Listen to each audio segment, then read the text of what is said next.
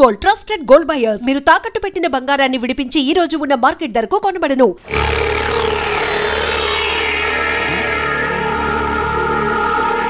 ఇంకో పార్ట్నరు, అదేంటి ఇక్కడ కూకుని మొసలి కన్నీరు గరుస్తున్నావు? చూసావుగా, నా కూతురు నన్ను నల్ల గుండెల్లో పొడి చేసిందయ్యా. ఆ బావని అంటే ఆ గోపిగాడి బాబుని ఈ మొసలికే వేసానయ్యా. అట్టగే ఆ గోపిగాడిని కూడా ఈ మొసలికి వేసి పారించానంటే నాకు పట్టిన శని ఎరగడైపోద్ది.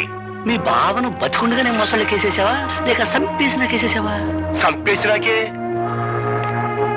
ఇదిగో పార్ట్నరు, నీ కోరికేదో నాకు అండర్స్టాండింగ్ అయిపోనాలి. ఆ హార్మోనియం పెట్టిగానే లేపియాలి. ఇక చూసుకొని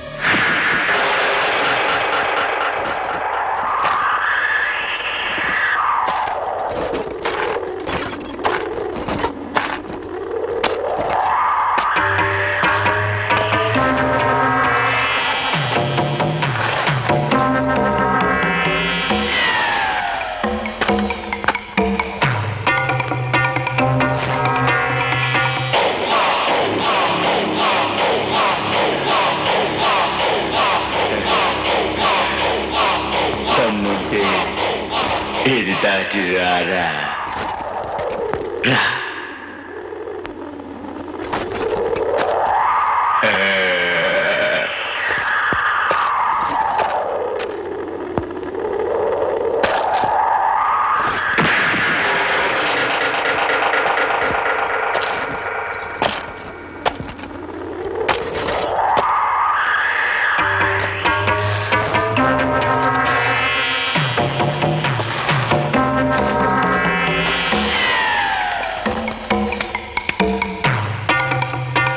నా తడాక చూశావుగా,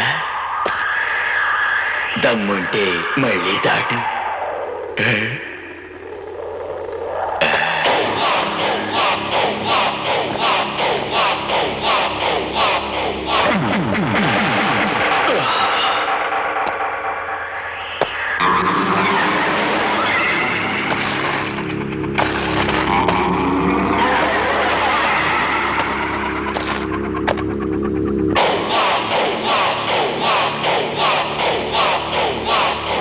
దమ్ముంటే నువ్వు దాట్రా.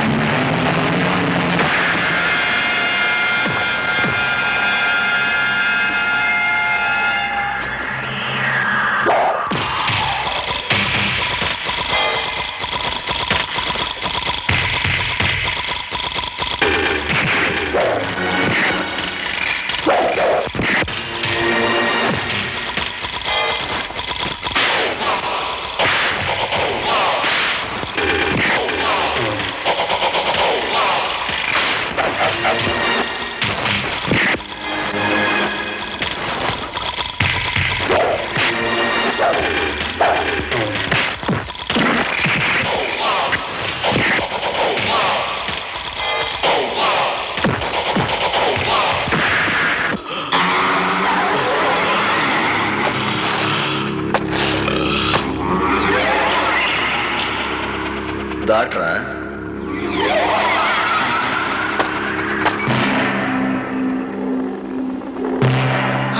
మూలము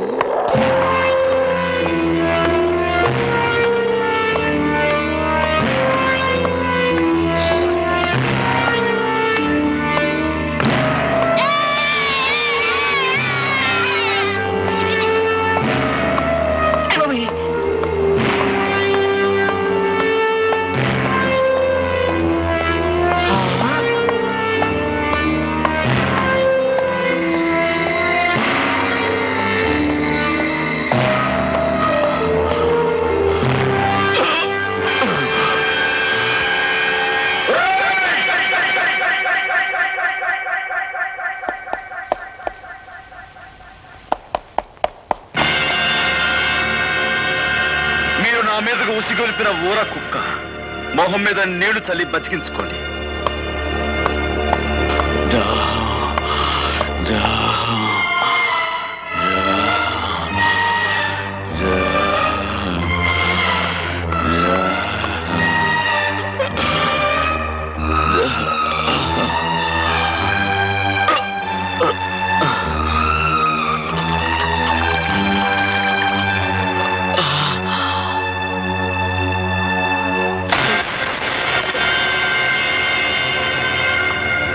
ఆముదాల అశ్రయ్య, నువ్వు ఉత్తి సన్నాసివయ్యా. ఈడేదో పొడి చేస్తాడని తీసుకొచ్చావు. ఆ హార్మోని పెట్టిగాడు మన కళ్ళు ముందే ఈ నోరు తడిచేసి వెళ్ళిపోయాడు. భలే ఓరండి మీరు. మీదేదో గొప్ప కిమినెలి బెయిన్ అనుకున్నాను, కానీ నాకంటే సన్నాసి నాయలని అండర్స్టాండింగ్ అయిపోయినది. అసలు కథ నేను నడుపుతా, రండి. బాబు, పుణ్యం చేసుకున్న మీ కుడి పాదాన్ని ఆ పాపి పీకల మీద మోపండి. మోపండి చెబుతా. కసక్కన ఓ తొక్కు తొక్కండి చెబుతా.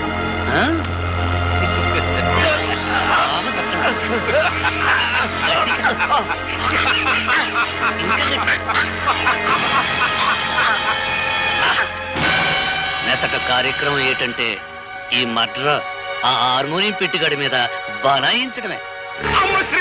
నువ్వు ఇండియాలో ఉండాల్సి కాదయ్యా. నేను అత్త పోలీస్ కుట్లు వేసుకోవడానికి టైం అయిపోయినా. జన్నాలని ఎస్ఐ గారు, నా గుర్ర బండ్లా మీ జీపు కూడా పని పాటలేదేటండి? ఇవాళ రాత్రి శుభ్వ అంటూ మా అబ్బాయికి శోభనం చేసుకుంటుంటే పిల్లెదురు వచ్చినట్టు తమరొచ్చారేటండి? ఫస్ట్ నైట్ చేసుకున్నా సరే, లాస్ట్ నైట్ చేసుకున్నా సరే, ఆ హార్మోనియం పెట్టిగానే ఒక లుక్ ఇస్తే లక్ అయిపోతాడు. ఇదిగో English madam, today no English talking. First time నువ్వు ఇంగ్లీష్ టాకింగ్ ఒక అడుగు డౌన్ వెనక్కి వెళ్ళాను. ఇప్పుడు నో డౌన్, వెరీ స్ట్రాంగ్. ఇదిగో అరెస్ట్ వారెంట్. పిలువ హార్మోనియం పెట్టికండి. ఏంటమ్మా గొడవ? ఏం జరిగింది? నేను చెబుతా. దుర్మార్గుడైన మీ అబ్బాయి పాపం పుణ్యం తెలియని పులిరాజు అనే వ్యక్తిని చంపి ఈ ఊరంతటికి సన్మార్గుడైన సూర్యచంద్రరావు ఇంట్లో పడేశాడు. కాబట్టి హంతకుడైన మీ సుపుత్రుని అరెస్ట్ చేయడానికి వారెంట్తో సహా వచ్చా. ఇన్స్పెక్టర్, నేనెవరిని హత్య చేయలేదు. అనవసరంగా నా మీదకి వచ్చిన రౌడీని చావగొట్టి వాడిని ఎవరైతే నా మీద ఉసుగొల్పారో వాళ్ళింటికే వెళ్ళి వాళ్లకు కానుకగా ఇచ్చొచ్చాను. ఆ రౌడీ చనిపోయాడు అంటే వాడిని మీరే హత్య చేస్తుండాలి. ఏంట్రా కూర్చావు? ఇవి ఉక్కు పిడుగులు. మీ కుట్రల్ని కుతంత్రాల్ని ఛేదించి మీ పాతకాలకి ఘాతకాలకి సమాధి కట్టకపోతే నేను గోపినే కాను. రా, అరెస్ట్ చెయ్యి.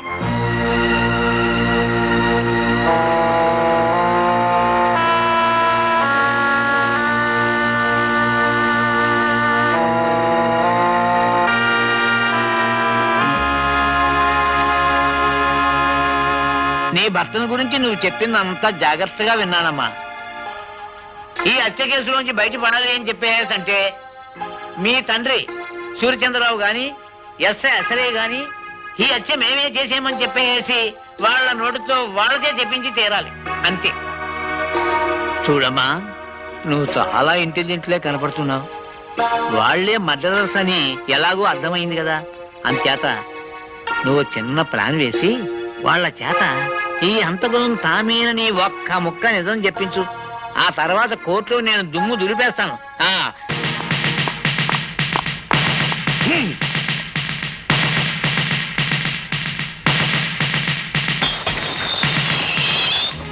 ఇవాళ కోర్టుకు హాజరు కావాల్సిన రోజు.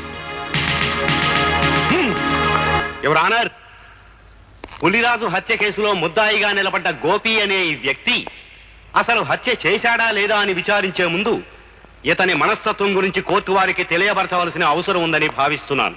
అందుకని ఒకరిద్దరు సాక్షుల్ని విచారించేందుకు అనుమతి ఇవ్వాల్సిందిగా కోర్టు వారిని అభ్యర్థిస్తున్నాను. Permission granted. జగన్నాథం మేస్టారు, జగన్నాథం మేస్టారు. నమస్తే సార్. జగన్నాథ మాస్టారు, ఒకప్పుడు మీరు పెన్షన్ కోసం నిరాహార దీక్ష చేస్తుంటే పోలీసులు మిమ్మల్ని స్టేషన్ తీసుకెళ్లారు. అవును. ఇన్స్పెక్టర్ మీ మీద చేయి చేసుకోవడం చూసి ఆ సమయంలో కానిస్టేబుల్ ఉద్యోగంలో ఉన్న మీ శిష్యుడు ఏం చేశాడో చెప్తారా?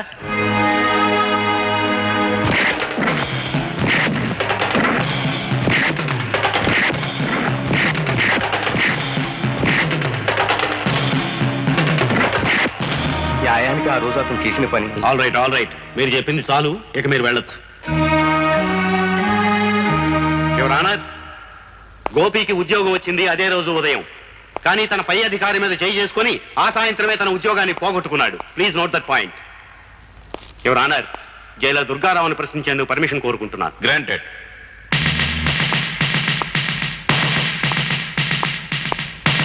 జైలర్ గారు, ముద్దాయి గోపి మిమ్మల్ని కొట్టాడు, అవునా? అందుకు సమాధానం ఆయన చెప్పనవసరం లేదు, నేనే చెప్తాను. గుడ్, చెప్పు. ఆయనే కాదు, ఆయన కానిస్టేబుల్స్ ని కూడా చెత్త కొట్టాను. అంతేకాదు, కొత్తగా ఛార్జ్ తీసుకున్న ఆమదాల అసరయ్య అనే ఇన్స్పెక్టర్ ని ఇటుకల ఫ్యాక్టరీలో పెట్టి ఎడాపెడా వాయించాను. ఇంకా చెప్పమంటారా? చాలు యువర్ ఆనర్. ముద్దాయి ఎంతటి ఆవేశపరుడో ఈసరికే మీకు క్షుణ్ణంగా అర్థమై ఉంటుంది. సరిగ్గా ఇలాంటి ఆవేశంతోనే పులిరాజుని కొట్టి కొట్టి మెడ మీద కాలేసి తొక్కి చంపి ఆ హత్యా నేరాన్ని సూర్యచంద్రరావు గారి మీద మోపడానికి పులిరాజు శవాన్ని సూర్యచంద్రరావు గారి ఇంట్లో పడేశాడు. అతను శవాన్ని మోసుకురావడం ఊరంతా చూసింది యువర్ ఆనర్. ఇక ముందు ఇటువంటి దౌర్జన్యాలు సాగించకుండా భారతీయ శిక్షాస్మృతులను అనుసరించి కఠినమైన శిక్ష విధించవలసిందిగా కోర్టు వారిని కోరుకుంటున్నాను. మిస్టర్ గోపి, నీ తరఫున ఏ లాయర్ని నియమించుకోలేదు. ఎందుకని? నా తరఫున నేనే వాదించుకుందామని. అంటే భారతీయ శిక్షాస్మృతుల నెంబర్లు చెప్పే శక్తి నాకు లేకపోయినా న్యాయం అనే గొప్ప శక్తి నా పక్కన ఉంది. నిర్దోషణనే నిజం నా గుండెల్లో వెలుగుతోంది. సార్, నేను ఒకరిద్దరు సాక్షులు విచారించాలి. అందుకు మీరు అనుమతించండి. All right. ఎవరిని పిలవమంటావో చెప్పు. Thank you sir.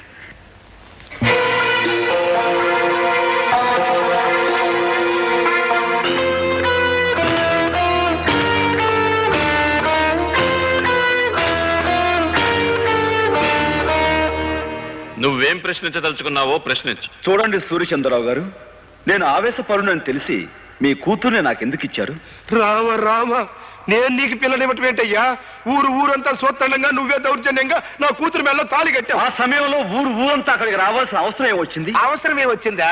నీకు బాగా బడితి పూజ చేయిద్దామని మేమే వాళ్ళు అక్కడికి రప్పించాం.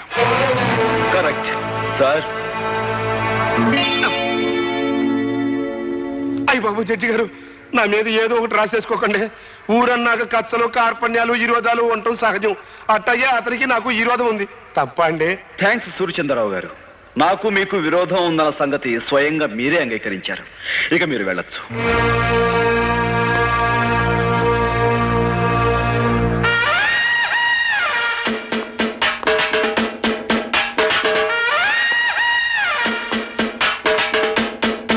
మీరు పిలవకుండానే బోన్లోకి వచ్చి నిలబడ్డారు. ముద్దాయి కావాలని కోరుకునే రెండవ సాక్షి మీరేనని మీరు ఎలా అనుకున్నారు? Sorry sir. ఆగు సార్, ఆయన నేను కొన్ని ప్రశ్నలు అడుగుతాను, దయచేసి అనుమతించండి. Yes, proceed. నేను ఆ పులిరాజుని సూర్యచంద్రరావు గారి ఇంట్లో పడేసినప్పుడు మీరు అక్కడే ఉన్నారు, అవునా? అవును. ఏంటి? డ్యూటీలో ఉండి కూడా ఆ టైంలో మీరు ఆ ఇంట్లో ఎందుకున్నారు? లా అండ్ ఆర్డర్ కాపాడే పోలీసు వాళ్ళం ఏ ఎల్లప్పుడు ఎక్కడ ఎందుకుంటామో మాకే తెలియదు. 190 ఎవ్వరాలుంటాయి. ఆ 191 ఎవ్వారంగా నన్ను అక్కడే అప్పుడే ఎందుకు అరెస్ట్ చేయలేదు? అదేం ప్రశ్న? నువ్వు మాకు చిక్కుకుండా పారిపోయావు. పారిపోయేంత పిరికివాడు కాదు ఈ గోపి ఇన్స్పెక్టర్. పులిరాజు బతికే ఉన్నాడు కాబట్టి నువ్వు నన్ను అరెస్ట్ చేయలేకపోయావు. నేను వెళ్ళిన తర్వాత నువ్వు సూర్యచంద్రరావు కలిసి ఆ పులిరాజుని హత్య చేశారు. నన్ను అబద్ధం. నువ్వు నిజం చెప్తావని నిన్ను బోనెక్కించలేదు. నువ్వు చెప్పేదంతా జడ్జి గారు నమ్ముతారని కూడా నేను అనుకోవటం లేదు. నీ మాటలకి చేతలకి ఎక్కడ పొంతన లేదనే విషయం జడ్జి గారు గుర్తిస్తే చాలు. ఇక నువ్వు వెళ్ళొచ్చు. మిస్టర్ గోపి, నీకు ఆ సూర్యచంద్రరావు గారికి మధ్య శత్రుత్వం ఉందని, అసలే గారి మాటలకి చేతలకి పొంతన లేదని నిరూపించినంత మాత్రాన వాళ్ళు నేరస్తులు అయిపోరు. ఏదైనా జరిగితే అది జరిగిందని సాక్ష్యం ఉండాలి. నేనే హత్య చేశానని, ఆ హంతకు నేనే అని చెప్పే సాక్షులు ఎవరున్నారు? నువ్వు పులిరాజు శవాన్ని మోసుకొస్తుండగా ఊరంతా చూసి ఊరంతా చూసి పులిరాజు శవాన్ని కాదు, స్పృహ తప్పిపోయిన పులిరాజు. నువ్వు గట్టిగా వాదించినంత మాత్రాన లాభం లేదు. పులిరాజు బ్రతికే ఉన్నాడని సాక్ష్యం కావాలి. ఆ పులిరాజుతో నేను పాండవుల మెట దగ్గర పోట్లాడిన మాట నిజం. అతని బాగా చితకతన్ని ఏ సూర్యచంద్రరావు అయితే నా మీదగా అతను ఉసిగొలిపాడో ఆ సూర్యచంద్రరావు ఇంట్లో అతన్ని పడేశాను. ఆ మాట నిజం. నేను తిరిగి వెళుతుండగా పులిరాజు దాహం అని అరిచాడు. అక్కడున్న సూర్యచంద్రరావు గాని అశ్రయ్య గాని అతని గొంతులో నీళ్లు పోస్తారన్న నమ్మకం నాకు లేక నేనే వెళ్ళి అక్కడున్న జగ్గు తీసుకుని అతని నీళ్లు పట్టించాను. అతను తాగాడు. నిజంగా అతని గొంతు వెంకులు విరిగి చనిపోయి ఉండుంటే అతను నీళ్లు ఎలా తాగలడు, ఎలా గుట్టలు వేయగలడు? కనుక ఆ నేరం నా మీద మోపేందుకు సూర్యచంద్రరావు అసలు పులిరాజు గొంతు మీద కాలు వేసి తొక్కి చంపారు. ఇది పచ్చి నిజం. నువ్వు పులిరాజుకు మంచినీళ్లు పట్టినట్టు అతను తాగినట్టు ఏమిటి సాక్ష్యం?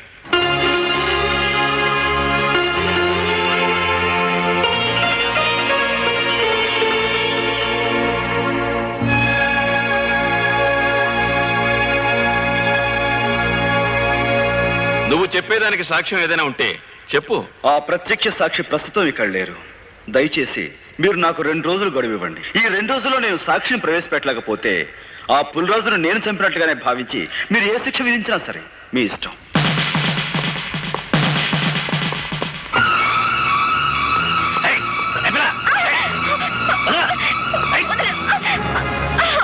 ప్రత్యక్ష సాక్షి ఎవరో కాదు, మీ నాయనమ్మ ఆవిడని ఎలాగైనా సరే ఒప్పించి కోర్టుకు తీసుకురా.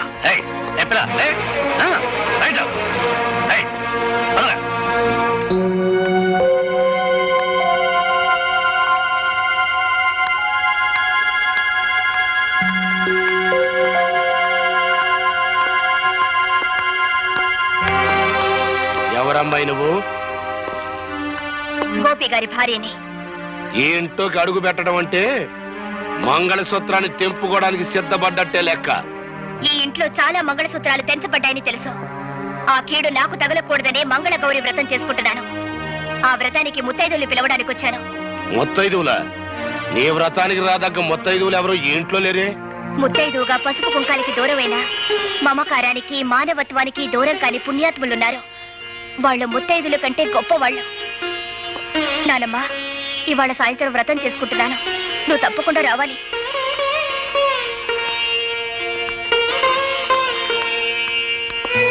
అమ్మా, నువ్వు ఈ వ్రతానికి వెళ్తలేదు. వెళ్ళావు, కూతురుతో పాటు నా కన్న తల్లి కూడా చచ్చిపోయిందనుకోవాల్సి వస్తుంది.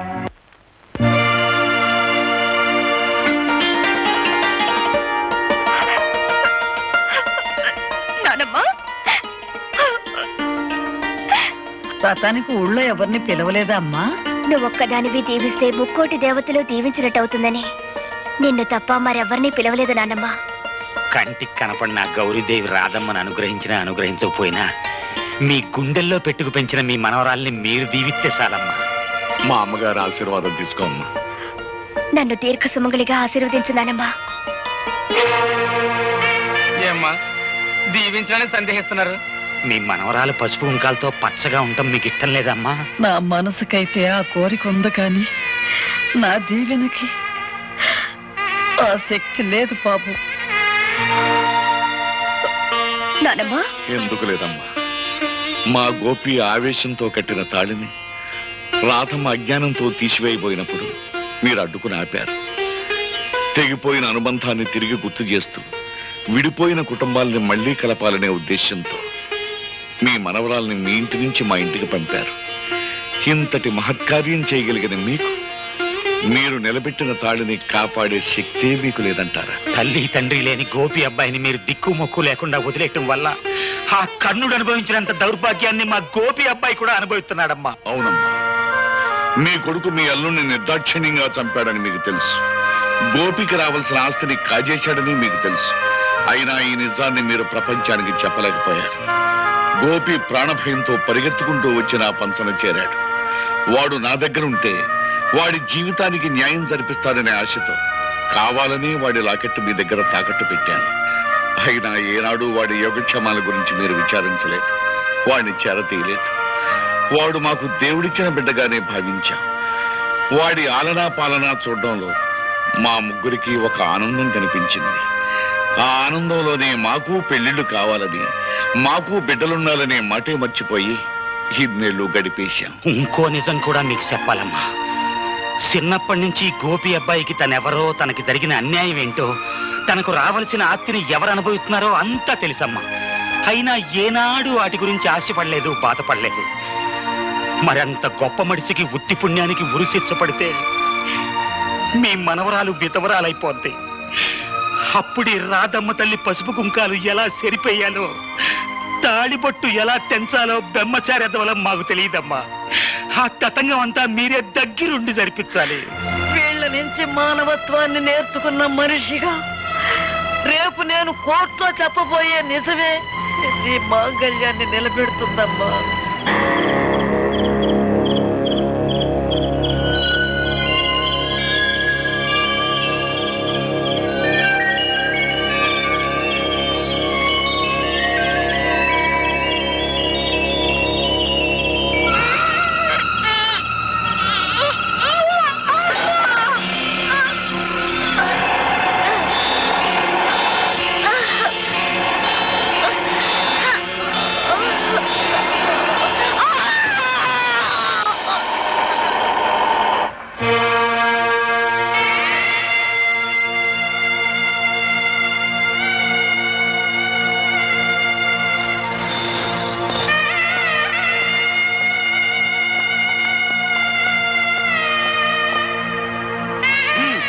మార్చండి.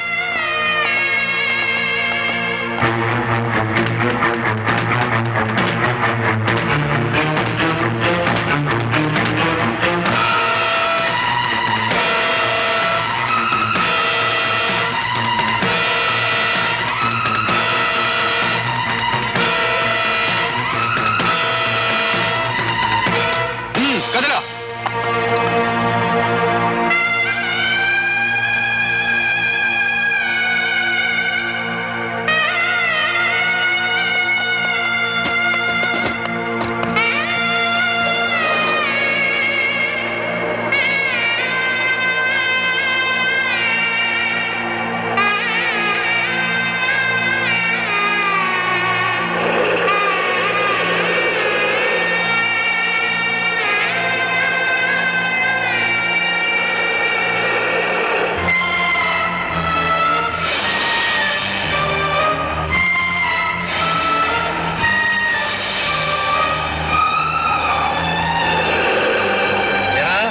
నడుము నిలబట్టలేదా? ముందుకు వెళ్ళిపోయావు, సరిగ్గా కూర్చో.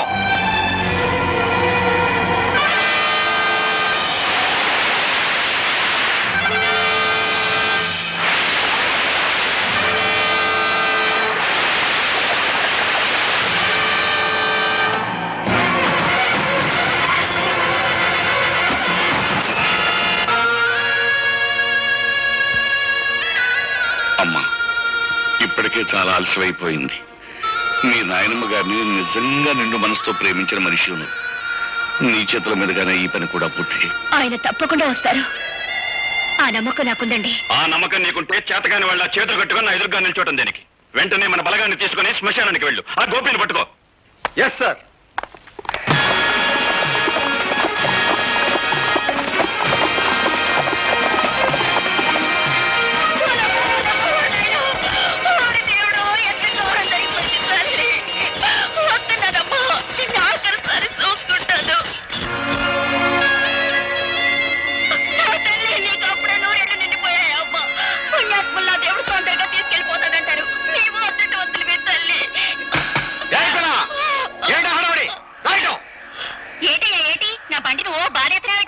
ఏమిటా ఏడుపులో? ఇంతకెవరు? సూర్యచంద్రరావు పంపితే వచ్చాను. అవును, సంస్కారం లేని తల్లికి దాన సంస్కారం చేయడం ఎట్టలేక అదేదో నన్నే చేయమని కిరసనాలు అగ్గి పెట్టేసి పంపించారు. సూర్యచంద్ర గారు మనుషుడు ముందు చెప్పలేదే? కానీ కానీ తొందర కానీ. నన్ను ఎవరు చెప్పనిచ్చా? తొందర కానీ.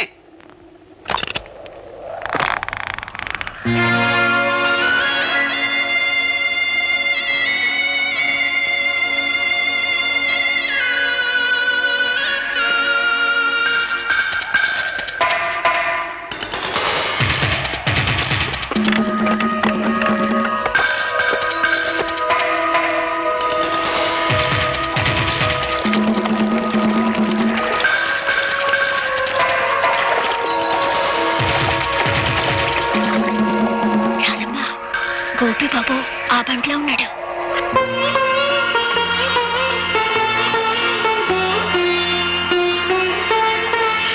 అబ్బాయి పోలీసులు. అట్టమ్మా,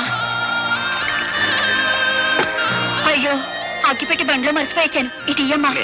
వద్దండి, ఎవరి చేత్తో తలకొరి పెట్టాలో వాళ్ళ చేత్తోనే పెట్టాలి, లేకపోతే రుణాల బంధ తీరదు.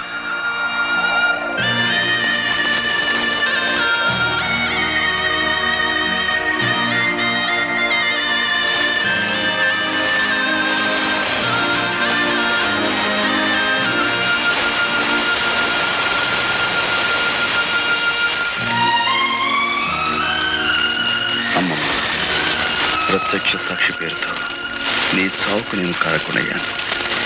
నన్ను